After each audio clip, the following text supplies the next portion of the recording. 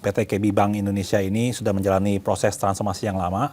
Sebelumnya adalah PT Bank Bukopin, di mana pilar pertama itu adalah business stabilization for loan growth yang baik, NPL-nya supaya terkendali. Pilar kedua itu di bidang cost, governance, and control. Pilar ketiga sangat penting di tengah-tengah ini adalah dari sisi people. Pilar keempat adalah hubungan dengan stakeholder yang kita harus jaga dan tingkatkan. Dan pilar terakhir yang sangat penting adalah branding. Seperti kita ketahui, PT KB Bank Indonesia ini sudah menjalani proses transformasi yang lama. Sebelumnya adalah PT Bank Bukopin. Jadi transformasi ini terus kita teruskan, tingkatkan, di mana kita ke depan itu harus memfokuskan terhadap loan portfolio yang sehat. Jadi saya katakan bahwa 5 pilar dari sisi strategi itu. Di mana pilar pertama itu adalah business stabilization for loan growth yang baik, NPL-nya supaya terkendali. Karena seperti kita ketahui, masalah yang lalu adalah banyak sekali di NPL. Jadi kita ingin grow good quality loan, satu, dengan mereduce NPL. Pilar kedua itu di bidang cost, governance, and control. Ini sangat penting sekali, Pak Masirom, di mana untuk menjalankan sebuah bank, control sama governance itu adalah pilar yang sangat penting. Kuncinya, ya. Karena kalau kita tidak mempunyai, istilahnya tuh seperti kayak di mobil, gas dan rem, ya kan? Control cost juga. Cost kita harus melihat semua cost, di mana cost bukannya kita tidak mau spending, kita harus spending yang make sense, yang masuk akal. Pilar ketiga sangat penting di tengah-tengah ini adalah dari sisi people. Banking bisnis itu adalah mengenai people. Jadi kita harus di mana mempunyai sinergi, mindset-nya harus berubah, bahwa kita harus winning mindset, kolaboratif antara wholesale, retail, one bank approach. Itu sangat diperlukan. Ya. Pilar keempat adalah hubungan dengan stakeholder yang kita harus jaga dan tingkatkan. Siapa itu stakeholder? Adalah customer, investor, pemegang saham, regulator, dan juga karyawan. Jadi itu pilar yang sangat penting. Mungkin di masa lalu reputasi kami dengan stakeholder masih kurang. Inilah yang menjadi PR kami. Terus kita tingkatkan. Dan pilar terakhir yang sangat penting adalah branding. Branding kita harus, masyarakat harus lebih mengenal siapa itu Kukmin Bank. Ya, siapa itu, apa yang kita lakukan di Indonesia, dan apa yang kita ingin kerjakan di Indonesia. Jadi ini juga sangat penting, banyak sekali saya aktivitas di pasar dengan membukukan transaksi-transaksi yang baru. Itu akan meningkatkan kepercayaan terhadap masyarakat bahwa KB Bank ini sangat komit di Indonesia. Kita adalah bagian dari KB Financial Group, suatu financial institution yang terbesar di Korea, dan Indonesia itu adalah menjadi second motherland. Jadi pasar kedua sesudah Korea. Jadi itu transformasi itu kita teruskan dalam pilar kelima ini. Jadi kita rumuskan dalam hal itu. Pak, kalau kita lihat kan persoalan di masa lalu tadi Bapak juga sebutkan soal NPL gitu, non-performing loan yang waktu itu memang besar sekali ya di masa lalu. Sekarang gimana Pak progresnya? Dari sisi NPL dan loan at risk sudah jauh berkurang.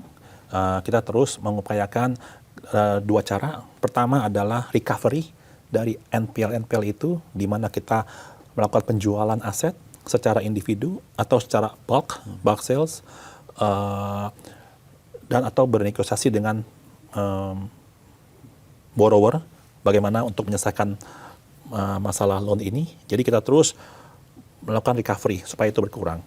Di sisi yang kedua adalah menaikkan asetnya. NPL itu kan bad loan dibagi dengan total aset. Total aset ini harus total aset yang berkualitas. Jangan sampai ada NPL yang baru. Jadi ininya kita kecilkan, bawahnya kita besarkan. Jadi secara ratio berkurang.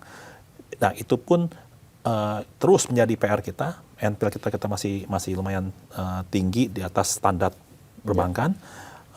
Oleh karena itu fokus kami adalah mengembangkan bisnis dari corporation, large corporate. Oh, Karena large corporate di nama-nama borrower-borrower, pelanggan-pelanggan yang teruji di pasar, itulah yang kita akan kembangkan. Dan juga kita akan meng-cross-sell, merefer nasabah ini ke retail, menjadi one bank approach. Jadi kita banking the ecosystem. Jadi retail juga dikejar, Yes, corporate juga dikejar Pak ya? betul. Ada betul satu sekali. Pak, saya dulu pernah ngobrol, manajemen KB juga berupaya untuk ini Pak, mendekati komunitas bisnis Korea. Yes. Nah itu Yes.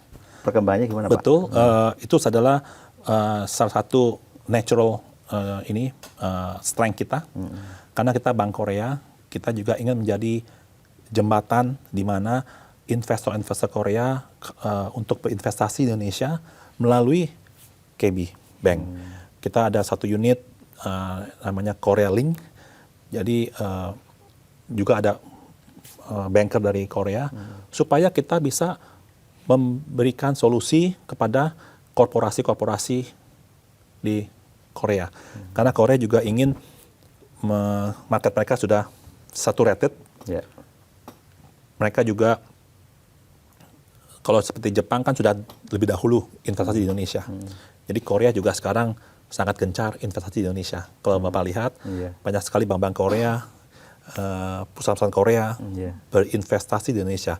Jadi ini adalah sebuah pasar yang di mana KB Bank ini mempunyai sebuah competitive advantage.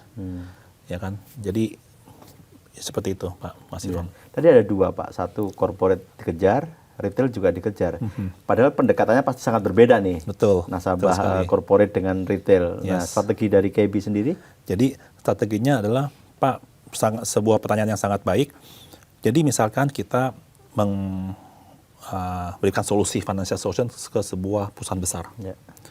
Dan boleh dikatakan bahwa KB Bank ini mempunyai solusi produk yang sangat lengkap dari ujung ke ujung, dari hulu ke hilir.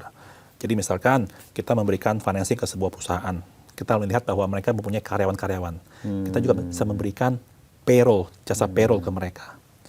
Nah, kalau misalkan karyawan tersebut ingin berhutang, kalau tidak ada bank, mereka bisa berhutang dengan klien sendiri. Dan untuk klien itu menjadi sebuah administrasi yang berat gitu kan. Siapa si A utang berapa gitu. Nah, kita menjembatani itu. Jadi mereka mau pinjaman bisa melalui bank. Jadi namanya payroll, loan. Nah, misalkan karyawannya juga ingin mempunyai fasilitas rumah, kita bisa masuk juga mengenai KPR kita. Misalkan mereka ingin ada corporate card, co-branding, kita juga bisa. Nah, dan nasabah karyawan-karyawannya itu atau manajemennya bisa menjadi priority banking kita. Ya kan? Dan misalkan korporasi ini mempunyai kebutuhan di pelosok-pelosok di Indonesia, kita juga mempunyai mini ATM di sana untuk menjangkau tempat-tempat yang remote. Dan juga kita mempunyai untuk toko-toko, kita mempunyai mesin EDC untuk membantu dalam hal-hal cash management-nya. Solusi cash management untuk operasionalnya mereka. Jadi itu adalah salah satu contoh di mana kita menggunakan korporasi sebagai base, sebagai pivot, tapi juga untuk membantu bisnis kita di retail.